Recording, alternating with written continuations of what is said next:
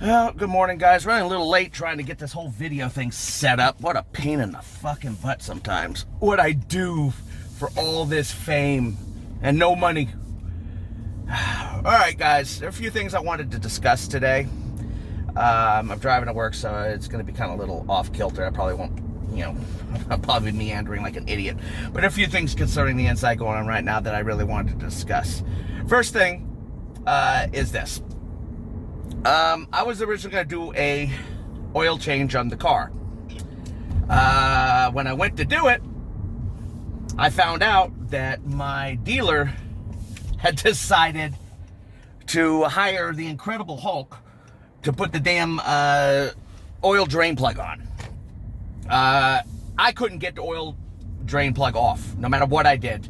I tried beating on the wrench and all that, just trying to get it. I need a breaker bar to do it, and I need a little bit more height because I was using Rhino ramps, and they're just not tall enough. They barely lift the car, and you have to have a completely flat surface for it to work.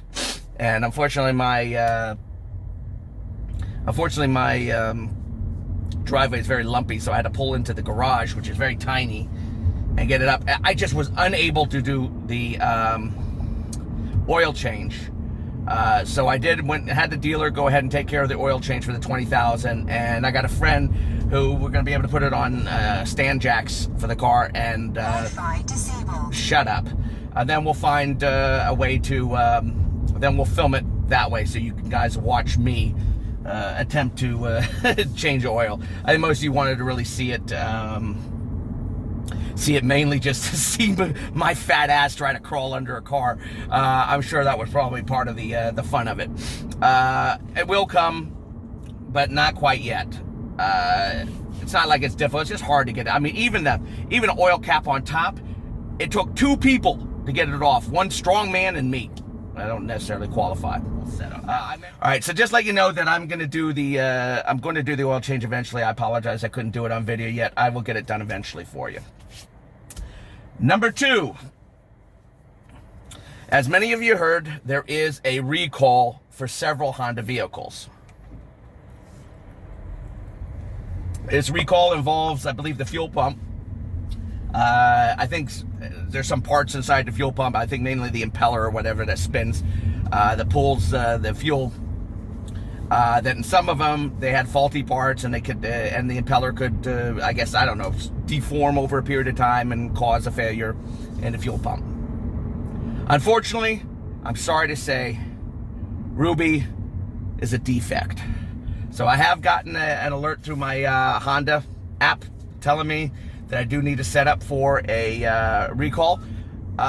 You could probably go online and search for recalls for Hondas, and it can tell you, you can type in your serial number, and it'll tell you whether your car is affected or not. It's not all insights. It's spread through a bunch of cars. I think they just got a bad batch of fuel pumps with a bad part in it, and they're just replacing it. Now, according to someone on the forums, it takes about 3 hours to do, and they also complained that the car smelled very, very gasoline-like for a couple of days. So, fair warning, this is not a 5-minute repair. I'm not really surprised. Fuel pumps are probably inside the freaking fuel tanks nowadays. That's basically how they seem to design that with lifetime fuel filters. So don't worry yourself too much about this. This is not a massive recall. This is not some kind of dangerous recall. The worst thing that happens is your car won't run. You'll start up, the engine won't start, it won't work. You can check for yourselves, but like I said, this is not specifically Insight related. It's just various Honda models. So don't concern yourself too much on this. Third thing I wanted to discuss. I want to discuss this rattling noise that's been going on in the vents of many Insights. Apparently, this is a Honda thing that's happened in many Hondas. I haven't done enough research to find out exactly what it is. And needless to say, it never happens when I'm at the dealer. I have about lost my patience with this. It sounds as though somebody put some crinkly paper in there and it just crinkles and crinkles in there. I've tried changing vent settings and all that, and it doesn't change. It only happens, this is something else interesting, only happens with the air conditioning. Never happens with the heat. I never get anything. Maybe it heats up, whatever it is, that something gets warm in there and it causes the crinkling noise to go away. Some people said cycle your vents. No, I want this fixed, and I'm gonna have to try to figure out how to make sure that the dealer hears this damn thing. And I know Honda knows about this. They may not know it specifically for the Insight, but other people have said this is a common issue on many Hondas that have happened in the past, and I know Honda knows what it is, and it's probably something that doesn't happen a lot of times, but it happens enough that it annoys people. So Honda hasn't really done any design changes to fix it, because most of the time it's not a problem. This is my guess. So they just deal on a case-by-case basis. That's my guess what's going on. But I'm tired of this, and this has been going on since day one of owning this car. I haven't really pushed it, but I'm going to start pushing it. The fourth thing I want to talk about, and this is really beginning to piss me off. We recently had an update on the software of our systems. Many of us have suffered a lot of crash problems, mainly related to, many of us feel it's related to Bluetooth or Android Auto or Apple, whatever the Apple thing is. I'm sorry, it slips my mind. I'm half asleep right now. Yeah, they did the update, and I'm sorry to have to say, I still get a lot of crashes, and my patience on this has also run out. And I'm going to start making a stink at my dealership, and I'm going to start making a stink with Honda. I don't know what they're going to be able to do. In the end, I really don't know. I don't know if I need to file a complaint with the state on it, but I have had it up to here with this. This is ridiculous. This is not, yes, it's a newer system, but it's been out for a couple of years. It was in the Honda Accords. I think the 2018 Honda Accord, they had this system. It's now 2020. They've had enough time, and they've only released one update as far as I could tell. If they're really working hard, there would be several updates. Maybe they're quiet updates going on, we don't know. But I'm tired of this thing just freezing and crashing on me. It should not be doing that, guys. It shouldn't be doing it. I made a comment in the forums that I never got an answer to or a response to, but whatever, nobody ever responds to me anyway, unless they want to give me shit. That, yes, we know that in Android Auto, a program called Waze, which a lot of you know, W-A-Z-E, that is a GPS program, very good GPS program that many of us, I use it in the background. I can go back and forth if necessary. The Waze causes a lot of trouble and crashes and so forth.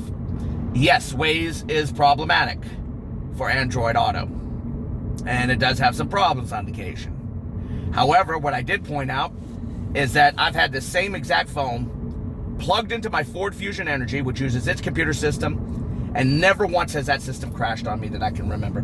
Never once. It runs perfectly. Well, it doesn't run perfectly. It's Sync 3. It sucks. But it works. It doesn't crash. Honda crashes a lot. And I'm sorry, guys. I'm sure I'm being a whiny little bitch about this, but enough is enough of this, Honda. You guys, you're not going to throw people to the wind on this garbage. This is not going to, I'm not going to have this. I'm not going to have these constant crashes. So I think I'm going to talk to the dealer, have them look at the unit itself and see if they have newer versions of the unit. I think we both know it's not going to fix the problem. But I want to build a case on this because I've had enough of this. I really have. I've had enough of all these crashes and all these problems with this system. I can't play my radio without it crashing at least once every week or two. It's stupid. And I'm not gonna settle for, well, we can't do anything, we can't see it. Bullshit. Bullshit. Everybody knows. What the hell? Get out of the road, you stupid squirrel. Everybody knows that there's a problem. And I know Honda knows. Question is how much they're going to have to pay out and how many people they're going to have to deal with. Enough is enough of this crap. I don't know if I have a case or anything. I'm not looking to get a ton of money or anything like that. I want them to fix the damn thing. So we're going to take, I'm going to take Honda to task on this. And there's actually a fifth item I wanted to discuss, which is very interesting. You know, I did a lot of work on my stereo. In the midst of doing the work on the stereo, the only thing I changed on my speakers at this point, and they were the old kicker speakers. I was playing my stereo last summer, and it was very hot outside, and I had to turn up loud, and suddenly all the sound went out. And I thought, oh, another crash. Nope. No sound. No sounds would come out of the system at all. It turned out that the amplifier, something happened with the amplifier. I think it overheated. I don't know why it overheated. I mean, I had the air conditioning on. It's down low. It's got a heat sink. It overheated. There's something wrong with it. There was something wrong with it. I went to some friends. They pulled the fuses in the fuse box and popped them back in, and it started working again. And since then, I hadn't noticed anything, but I did notice something else interesting was going on. When the system is cold, and I play my music in the car, some of the music is staticky in the center, mostly through the center speaker area. It's just staticky, usually when the system is cold. I have confirmed that these same pieces 30 minutes later are perfectly clear in the system. So it's my opinion that when that amplifier overheated, it probably damaged something within the amplifier. And once it warms up, it causes, I don't know, solder joints or whatever to get closer together and things get better. And I think I'm going to try to pursue Honda on that. I don't know how far they're going to go. They're going to say, oh, you put your own system in there, so you probably caused it. How could it cause the damage? Nothing exists before this system.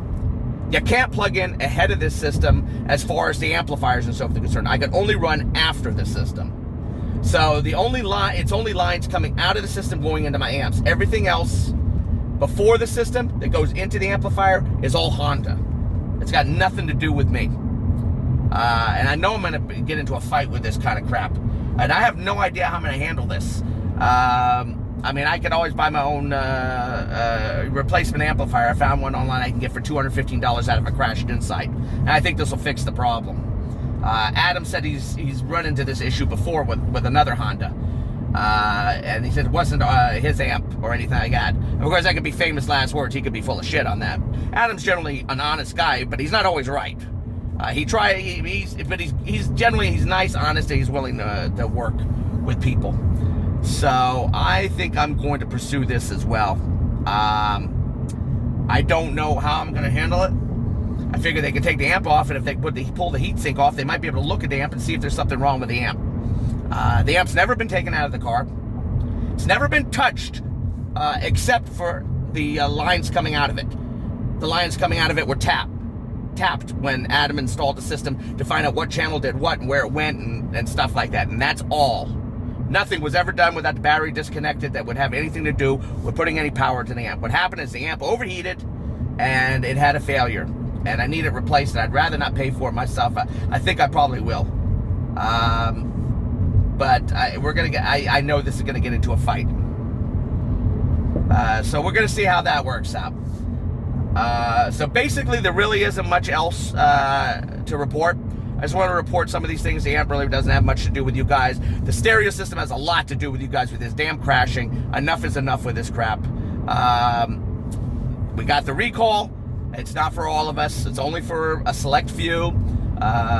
Several vehicles are getting hit with this, but they're across several Hondas. And don't worry yourself. Your car's not going to catch on fire or explode for it. It's just, it won't start. It won't work. So it's as simple as that.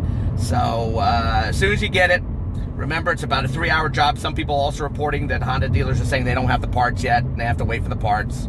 So keep all of that in mind. So I think I've said enough. I've blown my load today, and I'm sorry I was a little tired of meandering. I you know me, I meander anyway. So what I'm going to do is I'm going to call the end of the video. I'm going to turn on my music, and I'm going to call it a day. And that's all for me today. Verdier out.